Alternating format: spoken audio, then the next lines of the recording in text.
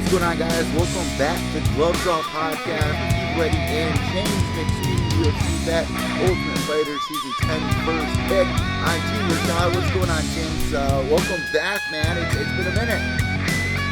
Yeah, it's been a long time, right? We've been back and forth, and we both had heavy schedules, so it's been difficult. But now it's good to be back, so lots to talk about, right? Well, yeah, the plus side of that is having a lot more to talk about with the news unraveling. And, man, we have a pretty hefty schedule today with what we're going to be discussing. And just to give everybody a quick heads up, we're going to be starting with the return of Cain Velasquez. What does it mean for a fighter to be returning against an opponent after 2 years of being laid off? Also, Anderson Silva that you guys saw this weekend. DC denying STIPE of a rematch. And then the plus side of having Dana White for the UFC. Even though the fans love to hate on him, you need him. So we're going to be jumping into that really quick, guys. Make sure to subscribe down below. Leave comments if you have anything that you would like me and James to discuss. Follow us on Facebook at Gloves Off Pod. And also, we are now on Instagram at Gloves Off Pod, and all the links are right down below. James, before we jump into any hot topics, man, what have you been up to this last week? Because I know you opened up that new gym for the children. Yeah, it's been absolutely crazy because, of course, 2 weeks ago we had one of my fighters fought here in Thailand. So I had that going on. That was an immense, crazy for the fight night here. That was here in Phuket. So that was really, for one of my fighters to fight one of the best Thais in the world, if not the best Thai in the world, in Thailand against the world, was a lot of pressure for everybody. But, it was what it was. And then, of course, after that, just been getting the gym up and running, getting that going. I've secured one of the biggest international schools here called Head Start, which is probably the best or joint first best, biggest and international schools here in Phuket. So now they've just put in the McSweeney martial arts system into their school, where I'm going to go to the school 3 days a week and teach at the school with these children, 1,000 kids. And then obviously the kids can come to my facility as well. Just been getting everything ready, mate, to be honest. Just been there's a lot of paperwork to sort out, legalize, to make sure the insurances are covered with the schools, make sure my gym's getting covered, still training fighters, still training myself, running new systems and just getting it all up and running. And it's just a lot, especially to do on your own. Plus run a household, be a father, be a husband, and, all the normal stuff you have to do, and be a fighter in as well, and peacekeeper and everything else you have to do on a daily basis. So yeah, it's busy. And of course, do a podcast with you, right?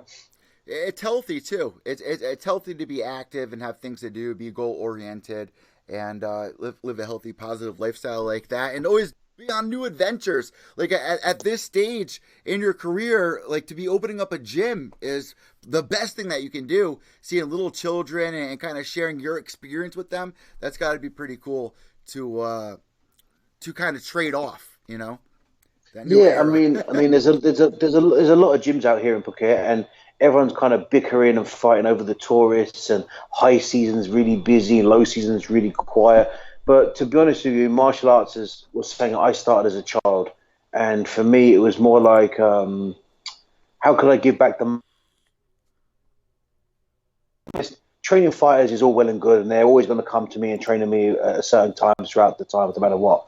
But it's not always the most rewarding, to be honest, because sometimes there's a lot of fighters that are very thankful, and there's a lot of fighters that have a huge ego where they almost think that they're doing you a favor by you training them, And it's like, so for me, training a child or giving a child the first start or opening the door to martial arts to them is so rewarding. And for me, I never forget who I first started training with 30 years ago, 33 years ago, actually, if I'm dead on. So I never forget that. And I never forget the journey it's brought me on, how much amazing things it's taught me, good and bad, across the world. So to be a part of giving that back to another child or being a part of that, and it's very rewarding. And when you see their faces, when you teach them something new or you show them something, it's just priceless, and it's just so rewarding. So for me, I took that kind of niche in the market. There's no other gyms here in Thailand that have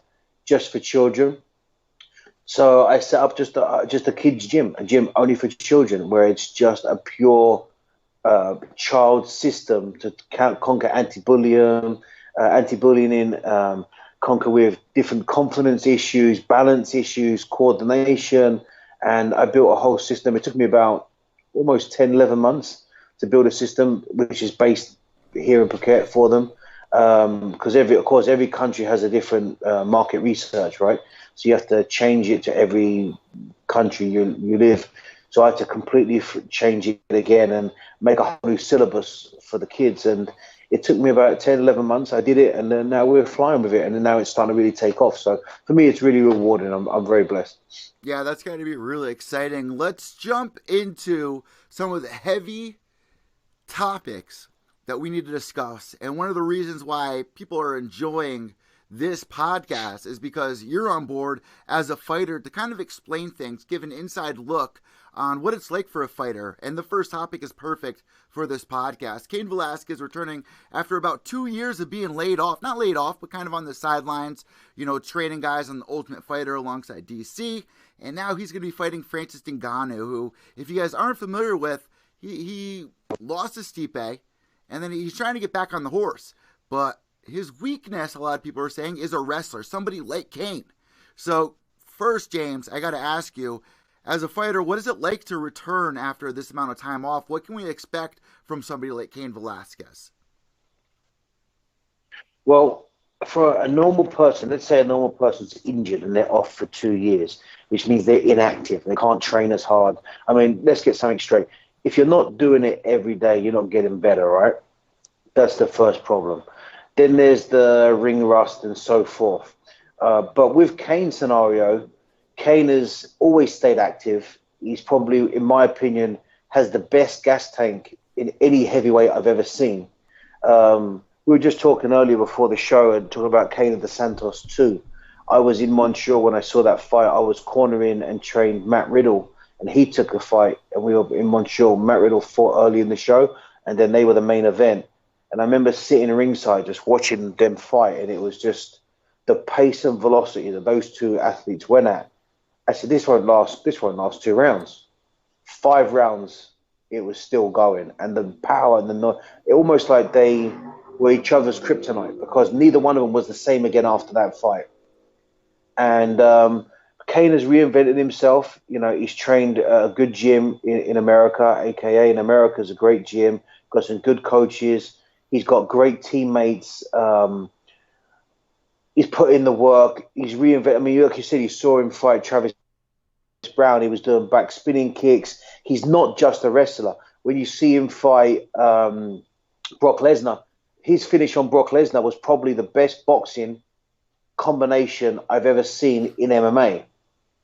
So Cain is no longer just a wrestler.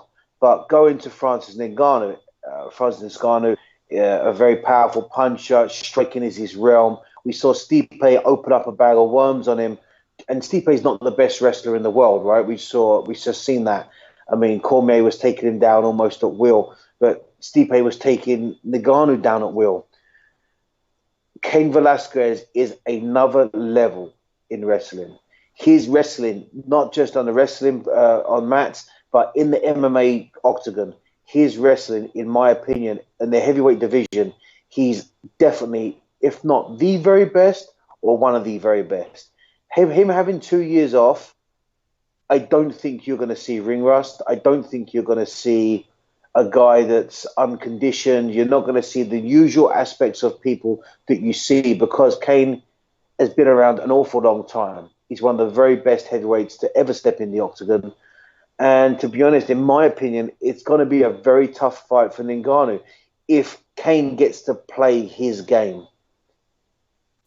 It's a very exciting, very, very exciting fight to watch. That's the thing that goes into this fight, is what Francis brings to make this fight even more exciting and get people at the edge of their seat is what he can do in that first round as a power puncher. So what does Cain need to look out for in that first round? Well, he needs to look out for distance. Ngannou is the kind of guy that boxes a lot from the outside. He's got that extremely long reach. He's got an extremely long jab.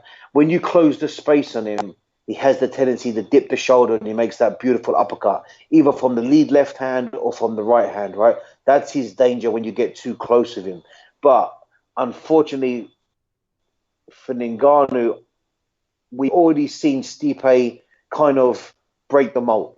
Stipe had exactly the right game plan to fight Ngannou. He did the right job. He pressured him. He kept him on the back foot. He kept him moving. He didn't let him plant his feet and throw that big haymaker punch. He took him down. What we saw was Ngannou get gassed out. Now, Ngannou, we're hoping he's learned by that lesson, right? But the fact of the matter is, Ngannou will never catch up Cain in wrestling. He will never catch up Cain in jiu-jitsu. Never in a million years. Because Cain is never going to stop. So what Ngannou's job is to do is to stop the takedown and then look for that big heavy strike, whether it's a punch, knee, whatever it may be, and catch Cain on the way in, or stop the takedown and hopefully catch Cain on the way out. Cain's job, watch the strikes coming in. So that means he must punch on his entry, change his lines, don't stand in front of Ngannou. You must create angles. He must make punches in bunches, in combinations, and then close the space to initiate that takedown from an angle. Single-legged to doubles, single-leg dumps and stuff like that, or try to take his back. But that's the game. I mean, we're going to see who can implement the game plan the best. That's what we're going to see. We've seen Ngannou struggle when he's hit hostility. He hasn't had a second plan. That's the biggest problem with someone who's not so experienced, is that they don't have an option to make a plan B or a plan C. In my opinion, Cain has made plan A, B, C, and D in fights before, and he's implemented them. If his first plan don't work, he'll go to plan B, and then he'll go back to plan A, or they'll go to plan C, and then he'll go back to plan B, and he'll jump in and out of his game plans, and he'll find one that fits the need. That comes with experience. We're hoping for Ngannou's sake he can pull that off. As it stands right now, I don't know. And when it comes to Cain Velasquez, he is in the gym. He is still active as much as AKA. Oh, yeah, of course. AKA, they go pretty tough over there. Like, that's the rumor. So it's not like, he's going to be returning. Well, it's not so much they go tough, but you've got two people training together, DC and Cain. Both heavyweights, Cain, DC can be light heavyweight, but, he's walking around heavyweight. Both Olympic level wrestlers, both got good striking, both got an amazing experience, both amazing training partners. Both have got a deep admiration for each other, both help each other and very committed without any source of animosity. So for them two on its own, yeah, they can push the pace. Yes, they can go hard because you know what? They got the trust in each other to go hard without taking it personal, to bring the very best out of each other. If DC's getting ready for a fight, I'm sure Cain is being more the nail than the hammer.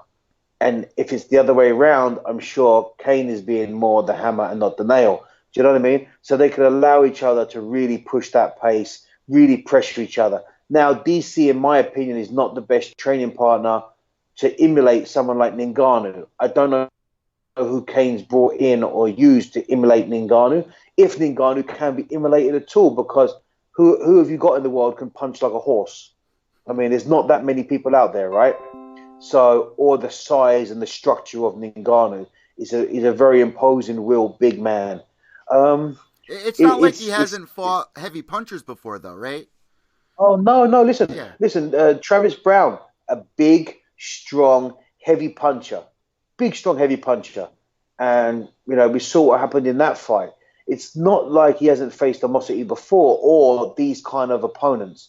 It's a perfect time for Ngannou to win the fight and try to put himself back in the top contention. Or it's an amazing comeback for Cain to knock off someone who had such the hype train 2 fights ago.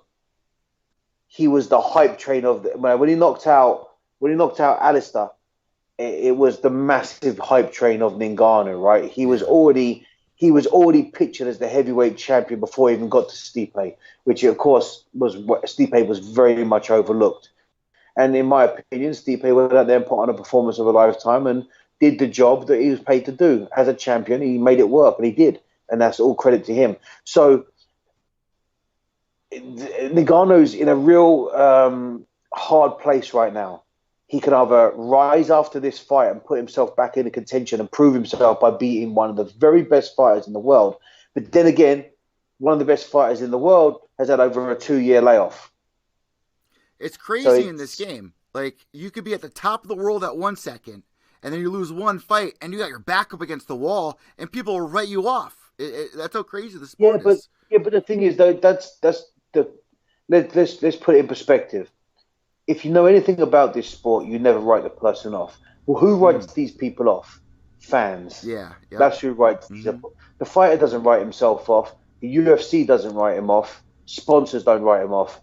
The only person that writes him off is someone who's watching from the outside, who really doesn't understand the game. All they do is follow the winner. Oh, he's the best in the world. Well, no, he got beat by him. The fact of the matter is, when you've got two guys in that level, anything can happen on any given day. There's a million ways to win and there's a million ways to lose. And if they fought 10 times, maybe it'd be 5-5. But someone has to lose first. You know what I mean? So real people don't write them off. Unfortunately, uneducated fans will write off a fighter. But then again, we have seen fighters out there, without mentioning names, that have had such a hype train. They take a loss. They believed all the hype of that hype train. They believed they were unbeatable. They believed that, they were a god. They believed their shit didn't stink. They believed they were celebrities. They could get any woman they wanted and all the money in the world. And then they lost, and then they couldn't ever get that confidence back. And they lost, and then they lost, and then they lost, and then they were gone. We've seen that too. So we're going to see where Ngannou's at. And how do you see this fight going down? If you can make an early prediction for this fight, how do you see this really playing out? In my opinion, I think Ngannou has a very hard night. I think Cain moves his head, jabs his way in, gets his hands on him and takes him down. And just to be honest with you, I think it will just be a matter of once he hits the ground, Cain won't be looking for a rush ground and pound, but I think he's just going to wear him down. He's going to suck him down to the ground. He's going to get all their muscles full of blood. He's going to really make him, and then he's just going to ground and pound him out. If he does stand up, I think he'll knock him out.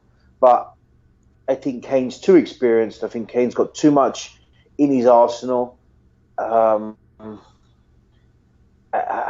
To be honest with you, when I saw Cain fight Dos Santos the second time, I've never seen a fight like that. I heard the punches, and I heard them so hard and for so long. Them two men had my complete admiration for the end. I would never write them off. Either one of them, I will never write them off to this day.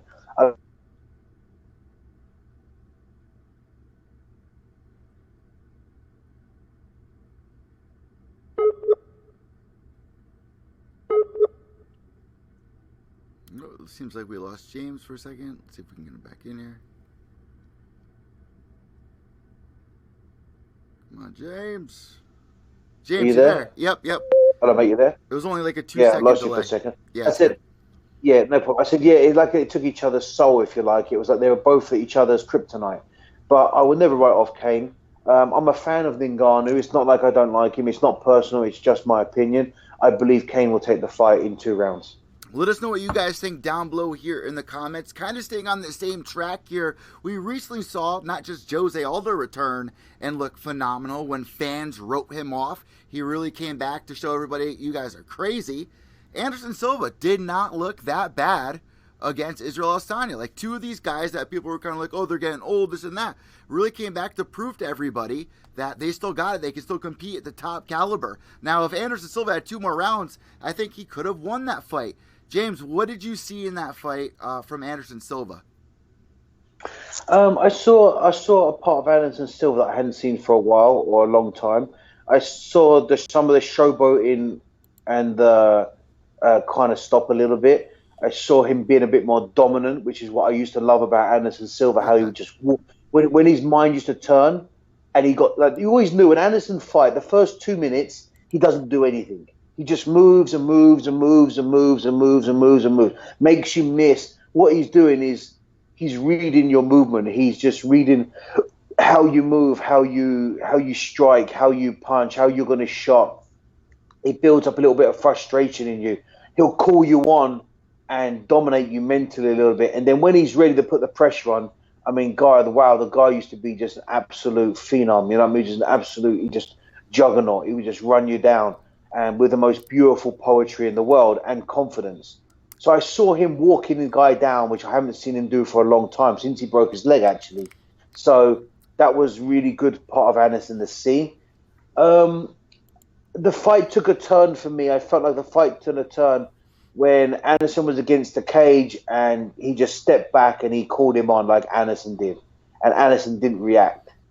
To me, in my opinion, that's when the fight changed mentally for Anderson. And to say, yeah, if he had another 2 rounds, well, the fact is he didn't have another 2 rounds, and he knew going into the fight he had 3 rounds. So a younger, fitter, more confident, if you like, I don't think outclassed him. I don't think was even that much better than him. I just think, in my opinion, he did enough to beat Anderson where Anderson wasn't as dominant as he could have been mentally. I think he beat Anderson mentally, in my opinion. Here's where I get thrown off. I always feel recently, I always felt like Anderson is missing the eye of the tiger. Like he's even said it himself in interviews, like, this is fun to me at this point. It doesn't feel like he's trying to really win fights like he used to. Do you kind of sense No, that? yeah, I do, and that's what I say about. I didn't see that for a long time because when he used to want to like when he fought Stephen Bonner, like he put himself against the cage, called Bonner to come, and then just beat the crap out of him. When he fought Forrest Griffin, Forrest couldn't lay a hand. He was almost upset that Forrest tried to hit him, and then just knocked Forrest out. Do you know what I mean? Like, we've seen Anderson do some of the most amazing things in the ring and be some of the most amazing on point, focused danger. Like, if he could smell blood, you were going to go down. That was the end of it, and that was how Anderson worked. You're right. Now you see Anderson out there having fun. It's like when he got knocked out and lost the belt, and it was his first major loss. It was like he was just out there mucking around. You know, he was putting his head back. He was fooling around. He didn't have the instinct. He met a younger, hungrier guy that come out there, needed the money, needed the win, and he knocked him out. And I don't think Anderson is hungry anymore. I don't think he is looking to, like, he's wishing people, oh, I hope he goes on and wins the belt. He's not saying, I'm going to go on and win the belt anymore. I think he's just happy. I think he had so much pressure for so long because he was so good and the champion for so long. I mean, people don't understand the schedule like this level of fighters on, with sponsors, UFC appearances, training, fighting, lifestyles, gyms. Like, it's a non-stop pressure field out there for them. When Anderson lost, he was almost, you could almost see like a weight lifted off his shoulder. Like, he was almost happy that the run was over. And I don't think he's looking to get that back. I don't think he wants that pressure back. I don't think he wants to be the champion again. I just think he's out there having a good time. He's enjoying fighting. Now, I mean, I can't blame him. But on the other side, you can't help but think, God, I just wish he would do what he used to do. You know what I mean? Like, I feel like the whole fight, I was watching it, I was just thinking to myself, God, go on, Anderson, do that. What you used to do that. You do that. You can do it. It's going to happen any second. Watch. It's going to happen, and it just never did. You know what I mean? Yeah, and that's kind of how it leaves you at the end. And here's the thing, like, his last couple of fights, whatever anyone wants to say about it, listen, after the Weidman fights, yeah, it was pretty rough to watch. It was kind of shocking. But then the Bisping fight, yeah, Herb Dean messed up there. People don't understand. Yeah. Silva thought he won that fight. He dropped him. There was no Nolan action. Herb Dean was just confused. The adrenaline dump that must have happened when Anderson thought he won, and to be dragged off the top of the cage, be like, no, go back in there and fight. And then the fight after that, he fights DC on 24 hours notice to save UFC 200 because Jon Jones gets busted. And then after that, he beats Derek Brunson. Like, I still think he can compete at the top. The only thing that's missing is that drive. You know, I think. Yeah, but the thing is, what was his drive in the fight? It's like you want something so bad, and then when you've had it for so long, maybe he found that what he wanted after all didn't bring him the happiness that he thought it was going to bring him. Because, I mean, no one's thinking about the backlash that man got after he lost against Weidman. Do you know what I mean? Like with social media platforms nowadays and with the media, and that man he went from being the pound for pound best of all time to being absolutely ridiculed and everyone kind of just putting him down that he lost the fight. Do you know what I mean? Yeah. And that went on for a fucking long time. He got ridiculed for a very long time, and then he comes back, and then he breaks his leg, he breaks his shin, which is an injury that not many come back from. And then he's living with all these people that were his fans, and all these people that were, blowing smoke up his arse on a daily basis, telling him he's the best of the best, and he's this and he's that, and all the rest of it. They all turned on him. Yeah, they all started saying, well, he's old now, he shouldn't come back, he's injured, he shouldn't be doing this. And they're all giving their opinions of what he can and can't do. No one would tell him what he can and can't do when he was champion. So all these people that you thought were all your fans and friends and colleagues and all that, all turned your back on you when you lost the belt. I wouldn't want the belt back either. Would you? No, would you want to go out there and be as hungry as you was before you got the belt? So now he's got fame. He's over 40. Is he over 40 years old? 42, something like that? Yeah, 42, 43 years old. It does seem like you make a great point. He's over 40. So he's over 40 years old. He's got children. He's probably got a wife or a partner. He's got kids. He's got a gym. He's got worldwide recognition. Yeah. He's a massive celebrity in Brazil, anywhere in the world, in fact, not just Brazil, but in Brazil, he's like, he's way up there. He's got money. He's had success. And all that success and all that money and all that fame and all the belts and all the rest of it that he did, it brought him a shit ton of negativity. It just brought him all these people that were just lining up to watch him fall. And when he fall, they all laughed at him, which he didn't deserve that. He didn't deserve that at all. And to be honest, if I was back now and I was in his shoes, I wouldn't want the belt back either. I wouldn't want to set myself up to be surrounded by all these fake-ass people again, and all these people telling me what I can and can't do and what I should do and what I should do at my age, and I shouldn't be doing this and you shouldn't be doing. Listen, Anderson's his own man. He didn't ask anyone to get into this sport. He's going out there, he's fighting, he's having fun. Yes, I wish he had the killer instinct because I'm a fan of his. That's all. If he hanged his gloves up tomorrow, I wouldn't be any more or less of a fan. It wouldn't change my opinion of him. And I feel it's a shame that, and it's not just Anderson, there's so many fighters throughout the years that we've seen gone so, even Conor, look at Conor. When he first lost against Nick Diaz, everyone was laughing. But then he come back and he win again. And it's like, against Nate, sorry, not Nick, Nate.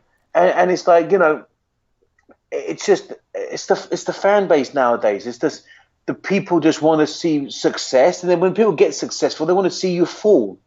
And then when you fall, they wonder why no one's in a rush to come back. I mean, look at Conor. He's in no rush to come back.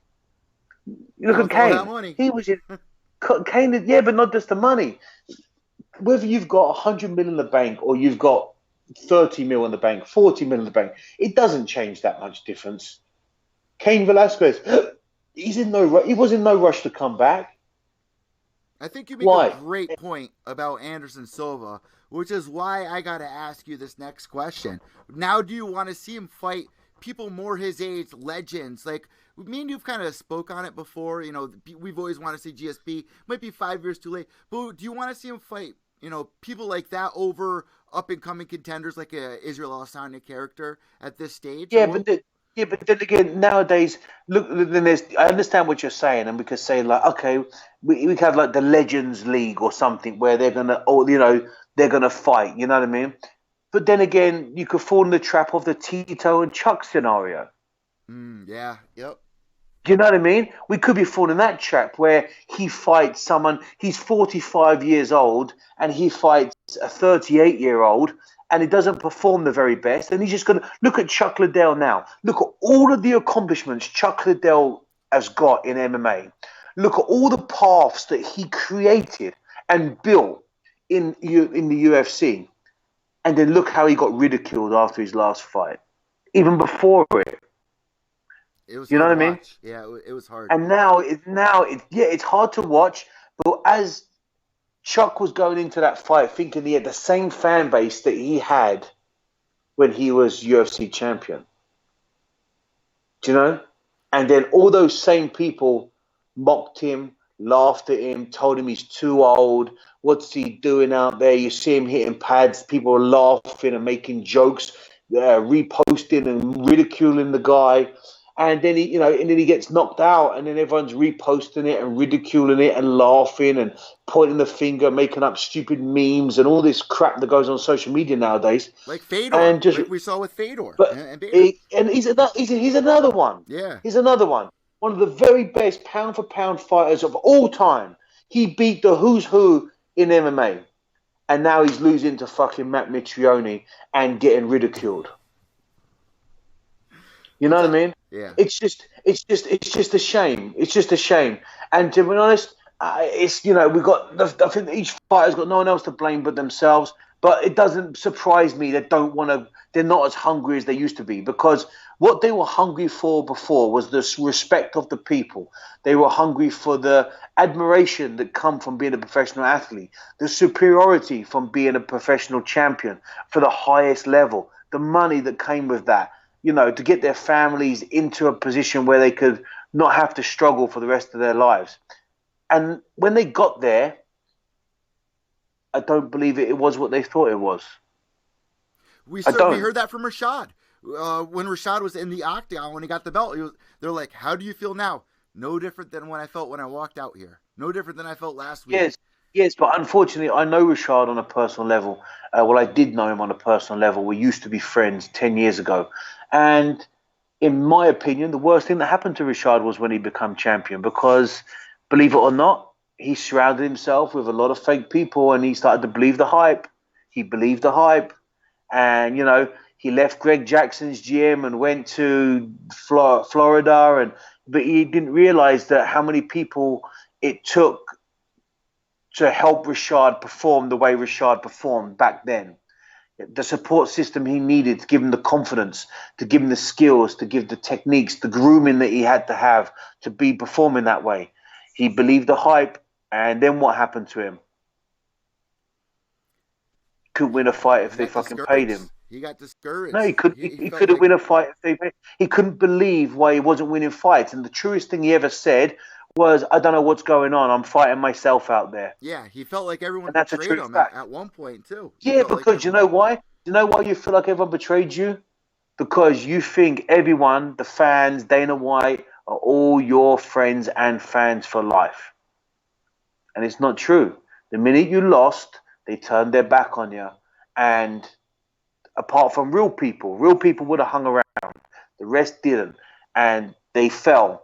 And then you're like, oh, all the fame and all the attention whoring and all the fame and all the autographs that I pretend I don't want to take and all the photographs that I pretend I don't want to be in, but I really do because it makes me feel good, but I pretend I don't like it. All of that stuff. You lost in touch with the real world. And that's not just Rashad. That's a lot of celebrities. And that's a lot of things. Like, it's hard to say. They're all like, the guy wants another picture. But really inside, they live for it. They live for it. Because the minute all that stopped, they were empty. They were just like everybody else. They didn't believe in themselves anymore. They give up fighting. Real fighters fight for life. Listen, they can say what you want. I'm not just talking about myself. I can only talk about myself because I know myself. I've won fights. I've lost fights. I've had ridiculed. People tell me how good I am. But it's all great. Whether it's ridiculed or someone blowing smoke up my ass, it's all great. But the fact of the matter is, I fight for me. And I fight for myself. And I'll always fight until the day I decide not to. I don't fight for the love of the fans. I don't fight for anything. I fight for myself. And that's what it boils down to. Am I as hungry as I used to be? Yeah, I am. But I can see for a fact the people that have been up there, I can see why they don't want to go back. Look at I could see that. GSP. Look what happened to GSP. I think GSP played his cards pretty well after the Johnny Hendricks fight, where he went in GSP is there. one of the most GSP is one of the most intelligent people in the world. Yet again, people mock the way he speaks or whatever, but don't forget his first language is French. His English is not his first language, so he's not as he speaks great English in my opinion. But people mock the way he speaks because of his accent, which is just ridiculous. But how can you mock someone who speaks in multiple languages? That's just crazy. But people always ridicule him, make fun of him, whatever. He's one of the most intelligent people I've ever met in the game. Full stop. The guy's reinvented himself. He's made some of the best moves in MMA. But when we lost against Matt Serra, people laughed at him. People laughed at him. How could you laugh at someone losing? Fucking hell. Matt Serra is an absolute killer. And you lost against the guy that was the number 1 contender in the world. How does that make you useless now?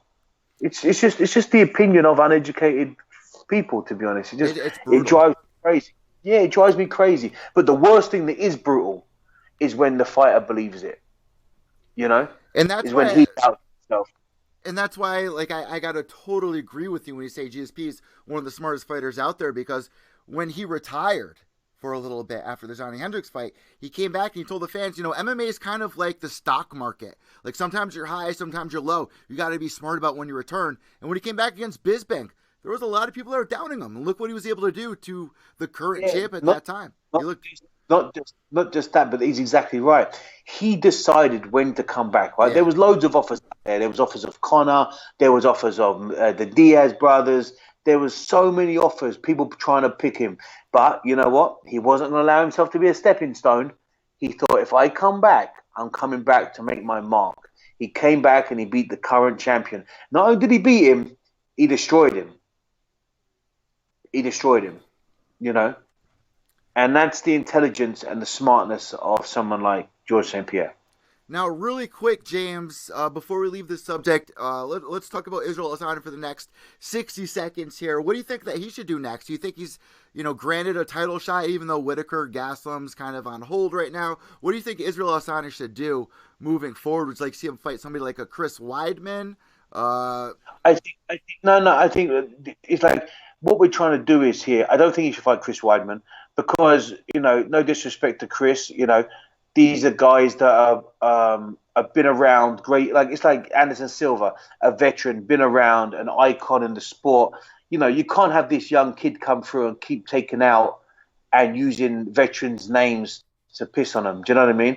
You got to give him another young, up and coming, strong, dominant, top 3, top 4 in the world fighter, and allow him. He's not ready for a title shot just yet, even though he showed true class, amazing performance. It's very easy to jump on the hype train, right? It's very easy. But if you actually think about it, he needs a little bit more grooming, in my opinion. He's an amazing talent, and I think he's going to be champion. There's no doubt about that, in my opinion. I think he will and is good enough to be champion. I just think he needs another couple of fights to groom him, to put all the pieces to the puzzle 150% in place before he meets the champion. Now, you're a kickboxer. Did you hear of Israel Adesanya before he entered the UFC? Yes, I'd heard of him. I'd seen him fight before. And in kickboxing, yes, I had the same opinion. He was very flamboyant, cocky, very, very talented. And all those things need to go together. When you say someone's cocky or egotistical, people think that's like a disrespectful thing. But actually, as a fighter, that's an actually very important trait to have, because all fighters, believe it or not, are very egotistical. We're all, no matter how much they may be humble and stuff like that on the outside world, to be a fighter, you've got to be a bit egotistical, because you've got to believe in yourself 24/7, right? You've got to tell people you're the best. You've got to believe you're going to win a fight before you even realize you're going to win it. So that wasn't a negative thing I said about him. That him being egotistical is a great trait. And I saw all of that in his kickboxing days, but I didn't know whether he would be able to transition into MMA. And of course, the guy has, right? As I just put a post out there the other day on my social media that I get a lot of people come to me and they've they fight in Thailand, or they do Thai boxing out here or something, or they're jiu-jitsu guys, they want to learn striking. Just because you do Thai boxing in Thailand, or just because you do jiu-jitsu in Brazil or whatever, doesn't mean you can put all the pieces of the puzzle together and become an MMA fighter. It doesn't work like that. Do you know what I mean? Because, yeah, on paper, all of the ingredients it takes to be a mixed martial artist is a form of striking realm, whether it's kickboxing, boxing, karate, whatever, taekwondo, Muay Thai. That's one. Jiu-jitsu, very good. Submission grappling, or wrestling, or Roman Greco wrestling. Now, you could study all of those. That's the ingredients it takes to be a fighter. You could study each of those and be a black belt or a champion in each one of them. Does that mean you're going to be an MMA fighter or a successful one? No, it doesn't. It doesn't. Why not? Because there's bridges that need to be built on all three, or all of those martial arts to make an MMA fighter. It's different. The level is different. The striking combinations that work for kickboxing or Muay Thai or whatever don't always work for MMA. The gloves separation is a completely different thing in distance and striking punches. The wrestling is completely different than normal wrestling. Jiu-jitsu is not the same as competition jiu-jitsu because there's striking involved. So it's a huge, huge barrier, and there's a lot of things that you must do to accomplish that. Just because you're in those, and then what people think is, well, I go to a gym where I do the Thai boxing in the morning, I'll do jiu-jitsu in the evening. If I do that for a few months, I could be an MMA fighter. No, you can't. No, you can't. There's only a few people in the world that's gone from high-level jiu-jitsu into MMA at a high level. There's only a few people in the world that's gone from high-level striking and made it in MMA at a high level. If it was that easy, out of all of the millions of people that do it, there'd be far more than just a few, right? So maybe Israel made it. So maybe Israel should go against somebody like a Romero, who, yeah, he's older, but he has amazing wrestling, and we'll be able you to look at Yo. He may be a little bit older, but he's still on the top of his game. Yeah. Yo's, he's a very explosive fighter. He's not just a wrestler. Yeah, his background is wrestling, but boy, that guy can jump. You see his knockout knees. He's got striking. He's got wrestling. He's got jiu-jitsu. He's got conditioning. Let's give him a real test. Let's give him someone like that. Not that Anderson isn't a real test, but hey, don't forget, a few fights ago, everyone was saying Anderson should have retired, right? 100%. And he didn't look that bad, man. I thought that was a close fight. No, listen, I thought he looked amazing. And I never agreed that he should have retired a couple of fights ago either. But if you listen to the public or the fans, then there you go. It's like 1 minute Anderson is a nobody and he should have retired. The next minute he fought a young kid and put on an okay performance. And everyone's saying, this kid's amazing because he beat Anderson. He didn't beat Anderson of 5 or 10 years ago. He beat the same Anderson that you said 2 fights ago should retire. Let us know what you guys think. It's just that hype train that's out there right now, right? It's easy to jump on board. I'm a bit more of a critic, and I'm always going to see the harder side than just the hype train, in my opinion. But maybe that's just me. The fans are always going with the flavor of the week. That's what fans like to jump on board with. That don't, Yeah. And you know what? And I always got to think to myself that, listen, it's all well and great if you can do that, right? Like, but one sunny day doesn't make a summer. You know what I mean? Just like one rainy day doesn't make a winter. So it takes consistency. And I just want to see a bit more consistency throughout the board to make it to that top end. Yeah, listen, he beat Anderson Silva. Wow, what a cap to put in your hat. Amazing. He showed true respect and admiration for Anderson before and after. An absolute stud of a person and fighter, not taking nothing away from him. Then what's the rush?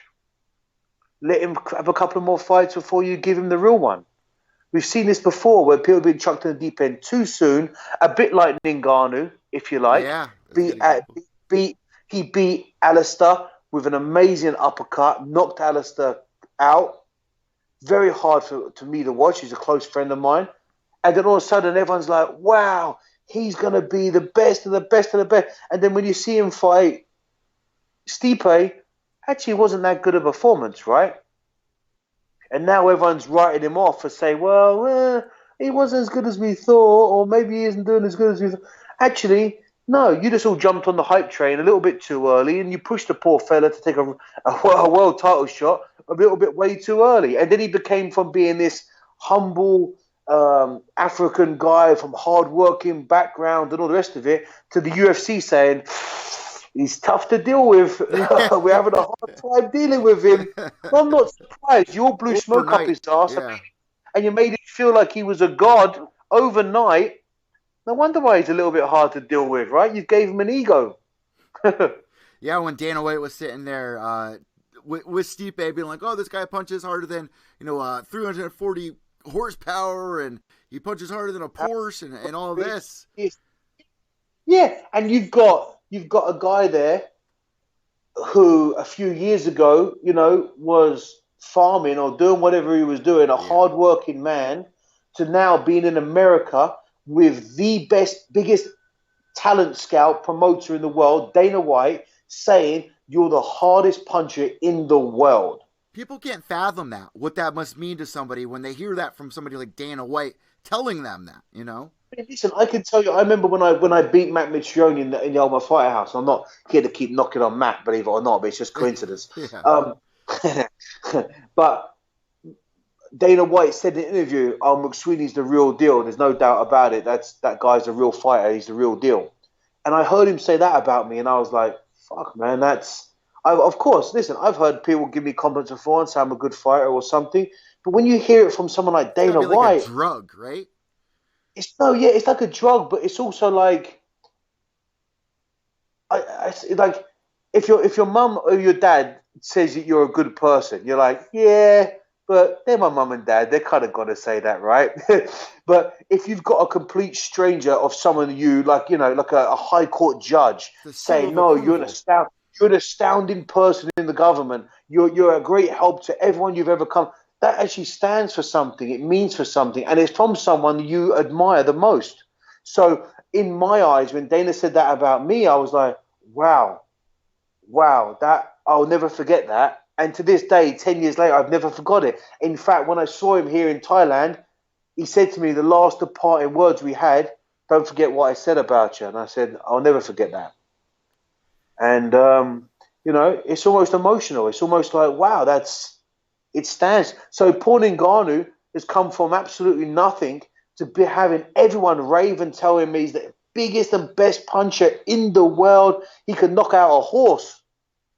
He believed it. And he probably can. But just because you can knock out a horse doesn't mean you're going to be the best MMA fighter in the world. Ask Stipe. You laid that out perfectly for listeners out there that really had a hard time getting a grip on that, especially me myself. I think you really put that into a good perspective. Now, you're talking about Stipe here, and this is a guy who's taken out the hype trains. He's defended the title more than anyone else in the heavyweight division, and yet he's having a hard time trying to get back to the title shot. DC, Daniel Cormier, is denying him of the title shot. What are your thoughts on that? And what do you think would be deserving of an immediate rematch? What qualifies you for an immediate rematch, if not that? I don't think he deserves a rematch at this exact moment. And to be honest, I think if he was to get one, it would be a mistake. The reason why I say that, not because I don't believe in Stipe at all, but what I mean is DC went out there, took on the hype train of Stipe, right? Stipe beat the hype train. So therefore, he became the hype train. He was the calm, quiet, underrated guy that everyone was saying was going to lose against the big Ngannou. He beat the shit out of Ngannou and took that crown rightfully back. So Stipe was standing there. DC stepped up a weight class, stepped into the heavyweight division, and took him out, in my opinion, with ease. He took him down at will. He manhandled him. He put pressure on him. And to be honest, he beat the shit out of him. That's no disrespect to Stipe. That's just what happened. Now, what's Stipe done to be better to rematch him now? Like, let's say 6 months has passed. Well, I've trained every day. Well, so has DC. Well, I've worked on my wrestling. So has DC. Well, I worked on my striking. So has DC. What's the outcome going to be? No different.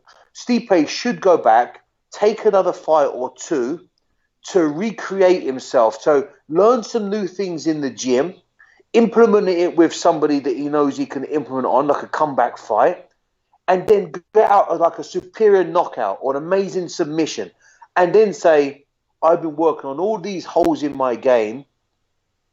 I want a rematch.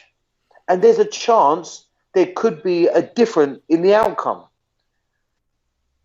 You can. It wasn't like it was so close of a fight. Listen, if it was a world title fight and they went the distance and it was a split decision and DC won, I could see Stipe saying, I don't agree with a split decision. I thought I won that fight. I did this takedown defense. I took him down here. I landed more significant strikes. He illegal shotted me there but didn't lose a point. I think that deserves a rematch. This is the McGregor argument, like against Aldo. I can't do any better than what I did in that first fight. Exactly. So what's Aldo done to deserve a rematch? Yeah, you just caught me lucky. Okay, then I caught you lucky. But you know something? I was backstage drilling that technique for 35 minutes before we fought. So you call it luck. I'm calling it I drilled it and I saw your weakness and I knocked you out. Go out and fight again and prove to me you don't have that weakness anymore, and we'll fight and we'll have another better fight. We'll put on a better show for the crowd. If Stipe goes out there and just wrestles the fuck out of someone out there, or gets one of the best submissions, or one of the greatest head kick knockouts, or jumping knees, he shows some excitement and show that he's working on new techniques that he hasn't done before, and then we could believe there's an opportunity that he could actually beat DC. He hasn't done that. So if I was DC, I'd say, hang on a minute, I just fought you once and took the belt off you like it was butter. Like it was so easy. I just took it. You haven't done anything. You haven't fought anyone. And I've just got to give you a rematch just because you asked me? No. I want to go and get a money fight. I want to go and fight someone else who deserves a title shot. Because you know what? If that's the way, it just means that there's just going to be, every time a champion loses the belt, they get an automatic rematch. Even if it's close or it's not. And I don't think it should be like that. I think it should always be, if it's a very close fight, or maybe like I'm really sorry to say, but I forget the girl's name, where she threw the head kick, but the toe went in the eye. Oh, Megan Anderson versus Ngannou. Megan Anderson, Ngannou. You could almost say if that happened in the world title stages, that deserves a rematch because, yeah, I took a toe in the eye. Yeah, I should have blocked the head kick, but it was a little bit accidental and it was a bit of a freak accident, and I lost. That deserves a rematch, don't it? If you go the distance and it's a split decision and the judges have made a real fucked up, like, God, everyone believed DC won, but Stipe won. Every judge fucked it up. They took the judges' scorecards and there's uproar. That deserves a rematch. That wasn't the case. DC just went out there, out-wrestled the shit out of him and beat the crap out of him, you know, and not be disrespectful to Stipe. He's got to be honest with himself and say, yeah, that's what happened. I got to ask you this, though, James. He's fair, right? Cain's returning. We all know that DC trained with Cain. So now if Cain wins, do you think DC might relinquish the title and we may see Stipe versus Cain Velasquez for the... No, I think what will happen is if Cain comes back and beats Ngannou and he's in a title shot contention, I don't think DC has any... If I'm really honest, I think DC's looking to retire. That's what I think. He wants a money. I think he wants a money fight in either the light heavyweight or heavyweight division. I think he wants to stay in the heavyweight division because, to be honest, I think he wants about as much as Jon Jones. He don't want no more of it. Not the fact that I don't think he believes he can't win. I think he knows he can't win, and I think he just can't handle the head fuck that Jones has beaten him on any occasion. Do you know what I mean? Jones is really without being even cruder than I have to be, he stuck his dick in his brain. You know what I mean? Like, he's got him brain fucked. Like, you won't believe. Like, it's just too many occasions where, we even saw him break down and get emotional. You know what I mean? Like, it's just too many times. I don't think he wants any part of Jon Jones comeback or anything. I think he's looking for a Brock Lesnar kind of fight where he's going to get a big pay-per-view percentage. He's looking for that kind of realm, you know. What he's praying for the outcome of Jon Jones and yet again, I apologize, my memory is terrible. Anthony Smith. The guy, Anthony Smith. He wants Smith to win that fight. If Smith wins that fight, he will take on Smith and say, see, I beat the guy that beat Jon Jones, right? Yeah. If Smith doesn't win that fight, I think he stays clear of Jon Jones because he just knows he ain't got what it takes to beat Jon.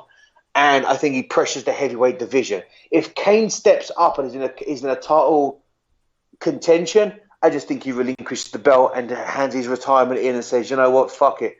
I'm not interested. I'll come back for a big pay-per-view fight like Brock Lesnar or someone along those levels eventually, if it ever happens. If not, I'm a 2-time champion. I've got all the fame and success.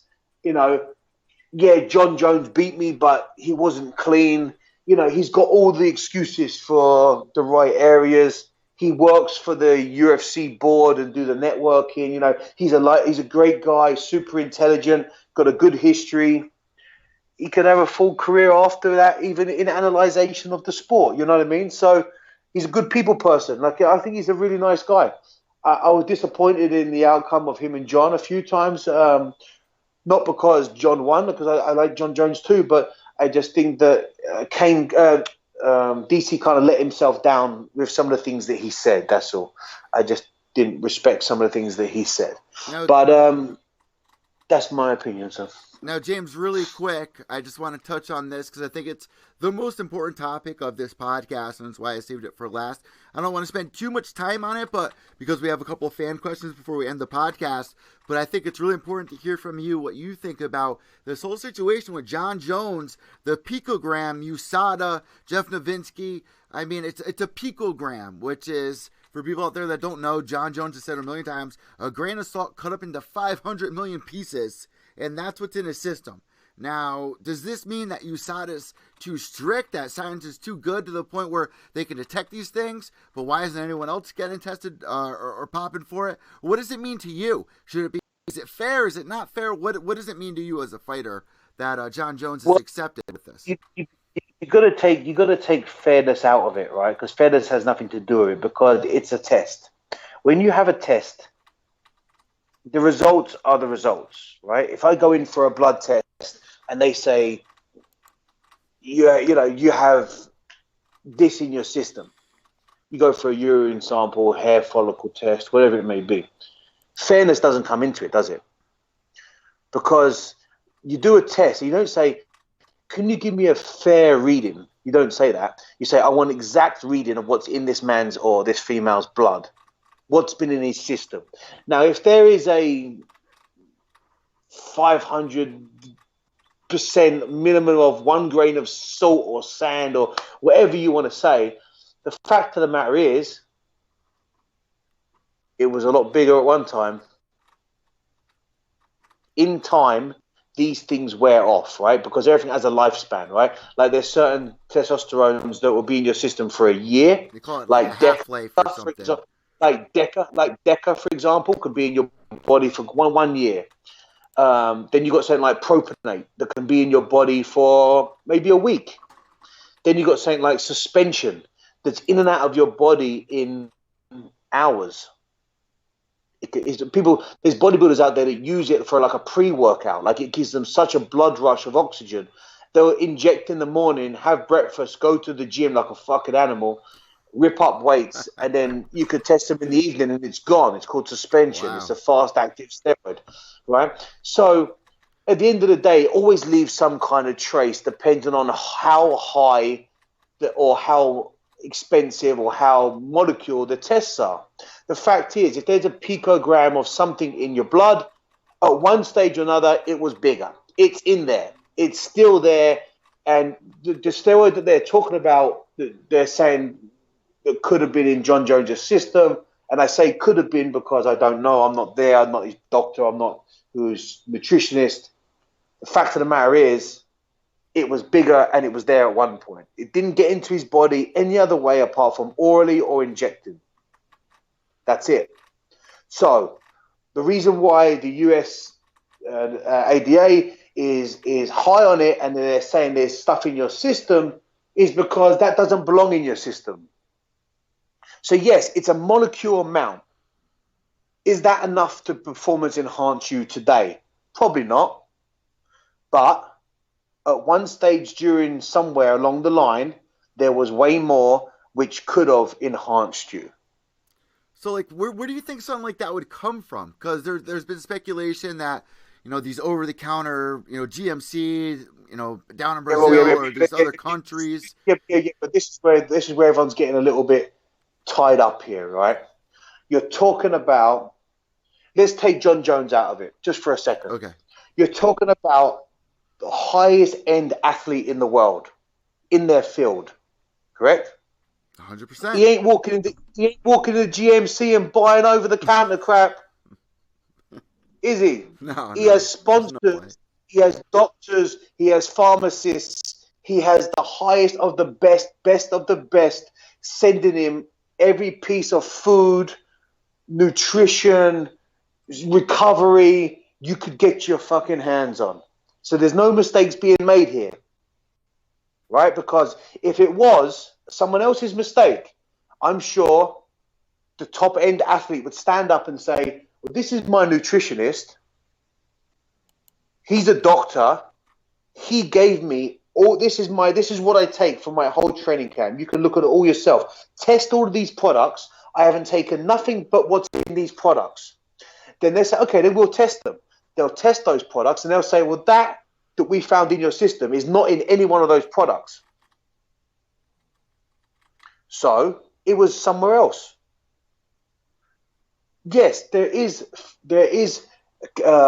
nutrition out there like pre-workouts, creatine, and all of these other things that can over the counter be crap because they're cheap shit and they have something else dipped in them, or they have a molecule that shouldn't be there because whatever, you know what I mean? It's just cheap over the counter. It's a bit amino acid that has been put in this, or Nitrotech has made that. But we ain't talking about over-the-counter stuff, are we? We're talking about one of the highest level athletes of the world that should have his game on point.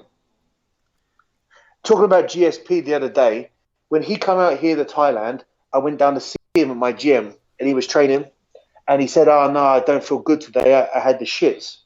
I had bad stomach. I've had, Thai stomach. I've had bad chicken or something. I've got the runs. And I said, just go to the pharmacy and get some charcoal tablets. They're natural. You take a charcoal tablet every 3 or 4 hours. It kills all the enzymes in your body and, you'll stop having a bad tummy in a day. He said, no, I can't buy anything in any pharmacy. I don't put anything in my body that shouldn't be. I don't know. It will just do its own thing. That was GSP a year ago when he wasn't even fighting. So do you think someone like Jon Jones, let's actually use his name, Jon Jones walks into fucking, any old nutrition shop and says, GMC, I've heard good things about you. Do you have a pre-workout or a recovery drink I could take? Yeah. Of course he doesn't. He doesn't go into any old pharmacy and say, can I get a headache tablet? Can I get this? Can I get that? Because he doesn't know. So therefore he goes to his professional doctor and he says, doctor, I've been getting headaches. I don't feel very good. I don't sleep very good. Can I get this? I'm feeling lethargic. Okay, Mr. Jones, we'll do a blood test. Oh, hang on a second. You've got to take this, this, and this. Here's a prescription. And if you get tested, we can show what you've taken. There you go, sir. So should he be allowed to fight? Because these other fighters who got popped for the same thing, like Frank Mir, have been suspended for 2 years. Yeah, no, but then he shouldn't be allowed to fight. And you know what? I'm not going to just go out there and put everyone on blast. It's just not the way it is. But I know Frank, and Frank went from light heavyweight to big heavyweight, right? That was no surprise how he did it. So let's just put that out there. But the fact of the matter is, things don't just enter your body. Careful, Jam. I'm going to be seeing Frank tomorrow. No. I don't need him giving me a problem. No, listen, there is no problems. The fact of the matter is, it's nothing to do with you. It's just, whatever's in your own body is in your body. You know how it got there. Because you're a professional athlete, it's your job to know. And if you didn't know, then someone's got to be held responsible. It's nothing to do with Frank or John or anyone else. It's just to do with what it's got to do with as an athlete. You know what's in your body. If it's not in your body, there's someone who works on your team to put it in your body, and they're responsible, and they're going to be held official, and then they have to step up and say, no, no, no, I had no awareness of this. I prescribed Mr. Person, whoever it may be, with this, and it can be dealt with. But to say I haven't taken nothing, I didn't do nothing, I don't know nothing about it, it's not from my stuff, well, okay, it didn't just enter your body, it didn't just enter your bloodstream. Forget John, forget Frank, forget anybody. Nothing enters your bloodstream unless you put it there. So really quick, just to ask you, if your opponent had a picogram, you still would feel confident to fight him. You wouldn't think it had any extra effect on him, correct? No, I wouldn't give a monkeys. But, I Yeah. mean, listen, if you watch Jon Jones versus DC, right, the techniques that Jon Jones used, whether he was on steroids or not, nothing to do with me, I don't know. Whether he was or he wasn't, that's not what caused him to learn those techniques and implement him to beat DC the way he beat him, I can tell you. Yeah. No way. Those techniques were intelligent, beautifully timed, speed, and that's what beat DC.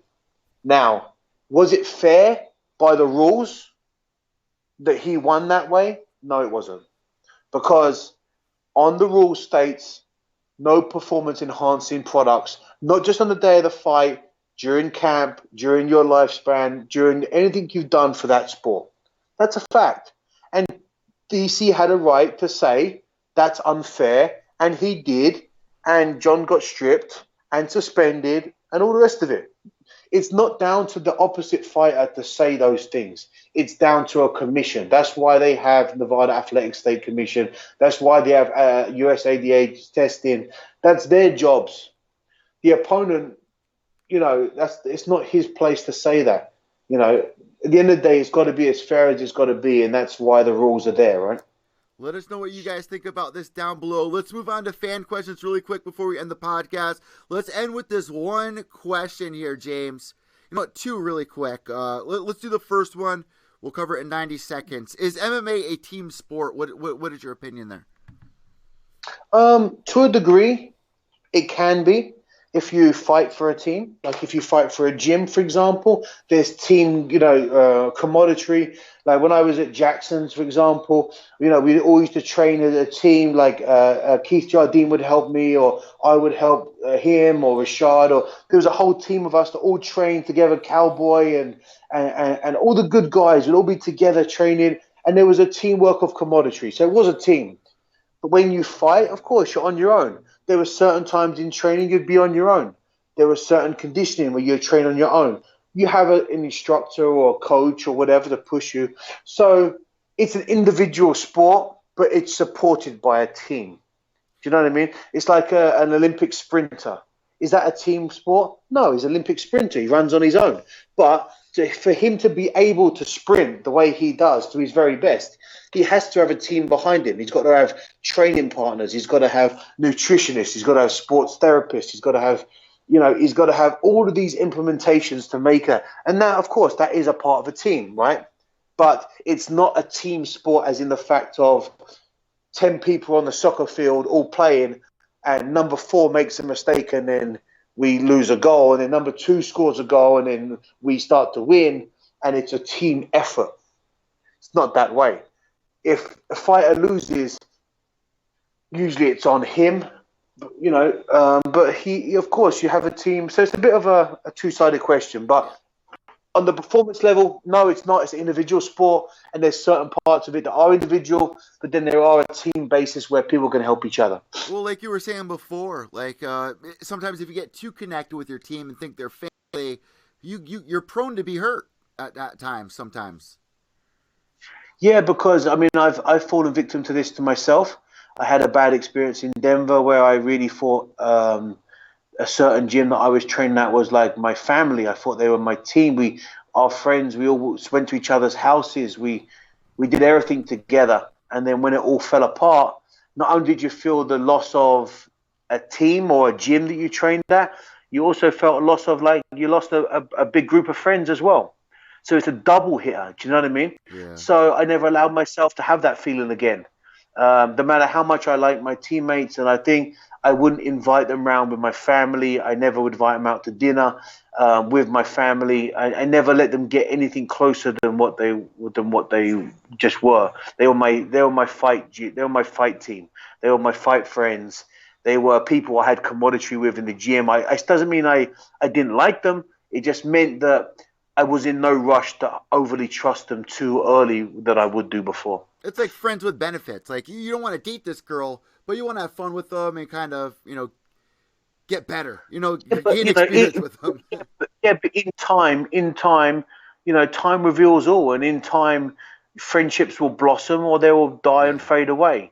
And sometimes when they're rushed, it's just going to die even quicker. Do you know what I mean? Because everyone's good until the point of being tested. When everyone's doing really well and everyone's great in life and you're giving and giving and giving and giving, of course they're your friend. But when you need something and you need help and you need support and you've made mistakes, then you'll find out who's forgiving and who's your friend and who's really there for you. Do you know what I mean? We're all human. We've all made mistakes. I've made a bunch in my life that I look back and I regret and I think, oh God, I wish it never happened for one reason or another. Maybe it was ego, maybe it was immaturity, or all of the above. But that's what makes us grow and move on. But you find out who's who when shit starts to hit the fan, right? It's in all walks of life, whether you're at your job and you make friends there. It's kind of the same thing. So there we go with that fan question. One last one, James, and this is definitely one that you need to answer. Can you gain body mass without it affecting your cardio? Yes. Yes, you can. It can definitely be done. In fact, if you look at me, for example, when I was in Ultimate Fighter House, I was 210 pounds. Today, I'm walking around at 255. So how does that happen? With maturity, your body gets older, it gets more natural muscle. And when you're young, you're not artificial muscle, but it's not dense muscle yet. If you feel an older person's muscle, and I don't mean old as in 60, I mean someone who's in their late 30s muscle, it's always very hard and very strong. Whereas a 20-year-old, a young 19, 20-year-old kid, the muscle still formulated. It's a little bit softer, even when it's tensed. The muscle denseness changes it. And when density gets added, it adds weight. Plus, with intelligence of knowing yourself and your body over in time, you can gain weight, not fast, artificial weight, whether it's through overweight training, over nutrition, steroids, or anything like that. If you gain a bunch of weight too soon, too quickly, your body's not used to it. All of a sudden, you're used to walking around at 220 pounds. Someone, a bit of an exaggeration, but overnight someone puts a big backpack on your back with an extra 20 kilo and you think you're going to move around the same? Of course not. If someone added half a kilo every week for a year, there's your 20 kilo and your body will naturally start to adjust. And as long as like for myself, like now I'm heavier, but when I was gaining weight and I was working on gaining weight, I wore ankle weights all day. And even when I was just walking around to go to a shop, people look at me like I was a lunatic. I'd walk around to the shops and I'd wear ankle weights. I'd go just sit around my house wearing ankle weights. I'd go to the gym, I'd wear ankle weights. And everything I would do, footwork drills with ankle weights. So my body was overly heavy. So even though I was putting weight on, I was putting on even more weight. So when I took them off, it wasn't like my body was heavy. It was actually my body got used to it. Oh, it's a little bit lighter. When really, naturally, it was still 20 pounds heavier. So I was kind of fucking with my brain a little bit and my body feeling of itself. And if you look at, someone who wants to look at someone of my size fight, my last fight, for example, I'm making jumping knees. I'm quite quick. I'm good footwork. I try to move a lot. Not natural, I'm not like I'm a slow 250-pound guy or 255-pound guy. So I think it has benefit to not slow you down and you can have good cardio, but it must be done in a very thought process. You can't just go out there and be a bodybuilder and whack on a lot of bodybuilding weight and think your body's still going to be as fit or as quick as it used to be when it was 20 pounds lighter. It's impossible. If you do it over a long period of time, and you do it the right way with the right kind of training, the right kind of balance, it can be done.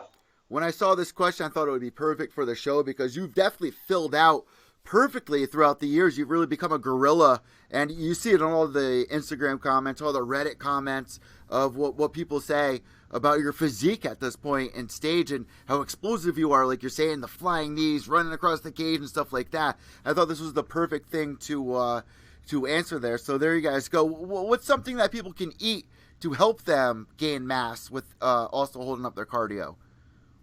Well, people always think like meat and stuff like that, but if you really think about one thing that really turned me, and I'm not really a big vegetable eater. I'm not really big into vegetables. I'm quite a simple guy, like protein and carbs and stuff like that. I eat a few little bits of veg, but if you really think about it, someone really helped me out a few years back, and it was always telling me about first-hand proteins. Meat, like let's say beef, for example, it's a second-hand protein. Why is it a second-hand protein? Well, if I eat beef, it's a cow. What does a cow eat? Grass. So the digestion of all that greenery in the cow enhances the protein in the meat of the cow, and then I eat the cow. Well, how can I get first-hand protein? Eat the greens. So I started putting spinach, kale, high-level greens into my protein drinks and blending them and getting first-hand proteins. And I mean, how much greens can you eat on a plate? I mean, to get the same kind of level that you can get from a steak, wow, that's a fucking lot of greens. So I couldn't do that. Where could I do it? If I blended them into a protein drink, I had a banana. Potassium is one of the best things in the world to add. Well, potassium is a carrier of protein into the body. So coconut water and stuff like that, not only is it a very good electrolyte, it's an amazing source of potassium. So it's almost better than a protein drink because potassium carries protein from your gut into the muscle. So you've got to have high levels of potassium. You've got to get your greens, and you've got to mix up your protein sources. You can't just stick to chicken and just chicken and rice or chicken and protein. You've got to have your beef. You've got to have some fish in there, a good source of fish like a grouper or a tuna, or where you've got a good healthy fats. And those good healthy fats, yet again, can help carry the process of building more muscle. And it's quite a difficult. We could have a whole podcast just about that. To be honest, it's quite. I know a lot about it. I've done a lot of studying for it, and I've been doing it over the last 10 years of my career. So I've spent a lot of time studying it as much as I can. So there's a lot to learn. But yeah, just a simple thing like that. Open up your mind a little bit. Find out what's your best sources. First hand is your best source. I'd like to get more questions like that from you guys that are listening right now. And I really appreciate, James, we've had a couple thousand downloads on the podcast. Crazy, right? Yeah, it's awesome. It's awesome to see it's picking off. And we got some pretty exciting news as we move forward into episode 13. And if you guys have any more guest questions. We got some sponsors turned up as well to start coming up with, start advertising as well. So that's always very good. And any listeners out there that want to be a part of the sponsorship program with Gloves Off, we've already secured a couple that are looking to help us along the lines to make this a little bit bigger and a better growing and bigger outreach to everybody. Of course, we're always open for connection. So if you want to let us know or connect with us, we're open for these opportunities. And also, guys, down below, if you as a listener want to donate, the link for that is down below. And if you do donate, we'll send you something. I'll definitely send you a wristband, a sticker, whatever. We're going to have the link for the merchandise down below as well that will help me and James out. And if you guys go to MMA event, if you go to Bellator, and you rock a Gloves Off shirt, and you run another listener, you get a high five, and there's nothing better than that, connecting on something like that. So, you guys can experience that. And I'll be at Bellator tomorrow night, so if you guys want to tune into that, it's back-to-back. And then UFC going down this weekend as well, and you guys heard James and I's predictions. So let us know who you guys are picking there, and we will talk to you guys next week. James, is there anything else you would like to say for today's episode? No, good, guys. Thank you all for tuning in as always. Many downloads as possible. And any questions, don't ever hesitate. Just let us know. We're always happy to ask away. There's never a bad question. The only question that's a silly question is one you don't ask us, right? So anything you got to ask us, just let us know and fire away. We're always happy to help, and we appreciate you all. Thank you so much, guys. Have a great week. Enjoy the fights. Look after yourselves. Subscribe down below. Follow James McSweeney at McSweeney MMA. Follow us at Gloves Off Pod on Twitter. And me and James will talk to you guys in 2 weeks. James, have a good night. Or a good day. You too, mate. Bye-bye. Later. There you guys go. Episode 12 in the books. James McSweeney, Evil Eddie. White knuckles to the end, guys. Behave yourselves.